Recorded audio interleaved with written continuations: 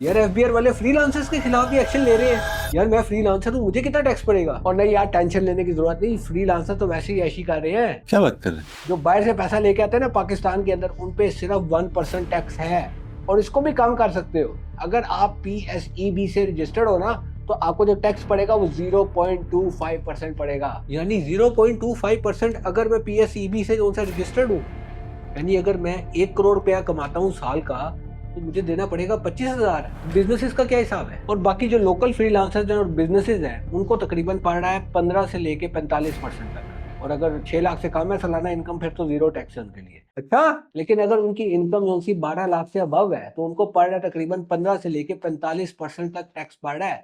तो 2025 से 2026 की टैक्स स्लैब है। ठीक, अब सुनो, अगर तो आप कमाते हो ना 6 lakh as a freelancer, local freelancer, बाहर से डॉलर नहीं मंगवा रहे, और या आपका बिजनेस है, तो आपको टैक्स पड़ेगा 0%। 6 लाख से कम 0%। फिर 6 लाख से 12 लाख के दरमियान अगर आप कमा रहे हो, तो 6 लाख से जो अबव अमाउंट है उस पे आपको पड़ेगा 15% का टैक्स। और अगर तो आप 12 लाख से 16 लाख के दरमियान कमा रहे हो, तो जो 12 लाख से अबव अमाउंट है, एक्सीडिंग अमाउंट, उसका आपने देना है 20%, और उसके साथ आपने 90,000 रुपया देना है। और फिर अगर आप 16 लाख से 32 लाख के दरमियान कमा रहे हो, तो 16 लाख से अबव अमाउंट जो एक्सीडिंग अमाउंट है, उसका आपने देना है 30%, और साथ आपने देना है 1,70,000 फिक्स अमाउंट देनी है।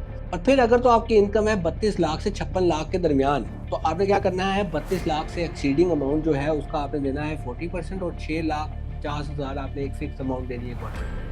और अगर तो आप कमा रहे हो 56 लाख से ज़्यादा, तो आपकी 56 लाख से जो एक्सीडिंग अमाउंट है उसका आपने देना है 45%, और एक फिक्स अमाउंट जो आपने देनी है वो देनी है 16,10,000 रुपये।